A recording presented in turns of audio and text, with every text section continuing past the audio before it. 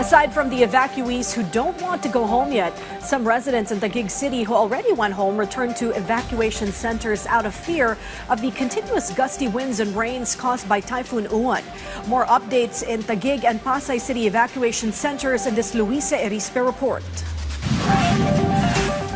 Although Uwan is now on track to exit the Philippine Area of Responsibility or PAR, the southern part of Metro Manila still experienced gusty winds and rain today. That's why in Taguig City, some evacuees returned to the evacuation center after going back to their homes earlier this morning. According to Marilu, her family was scared that the damage in their homes may worsen and they will be left homeless. Naku po, nagkalasan yung yero sa kayong mga tapal ko sa bubong kasi ako lang po nag-aayos. Kasi akala namin, uwian na. Yun po, bumalik yung malakas na ulan uli. Kaya po bumalik kami dito. But if there are some who returned, Nita did not even bother leaving the evacuation center. Her house in Barangay Ususan was flooded last night. And seeing that there was still rain and strong winds, she chose to stay in the center. Aside from fear, she feels down and exhausted because of the effects of the recent weather disturbance to their family.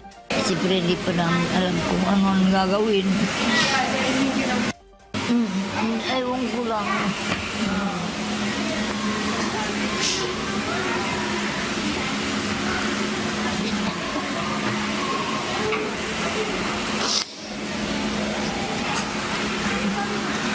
Ay, siyempre, ganun talaga ang buhay. Nag-aano talaga. According to Taguig City Social Welfare, particularly in Barangay Ususan, most of their evacuees are from low-lying areas near the Taguig River. Whether the evacuees opt to stay or return to the evacuation centers, the CSWD of Taguig is willing to assist them. Po yung mga taong nandito po ngayon, sila po yung first na natatakot sa sitwasyon po ng bahay at kalagayan nila since malapit po sila talaga sa ilog. There are also food available and hygiene kits distributed to them.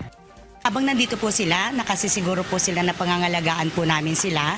Kami po na nakatalaga mula po sa LGU. Magbibigay po ng tulong ang ating city government ng Taguig ng mga pagkain at mga pangunahing pangangailangan po nila.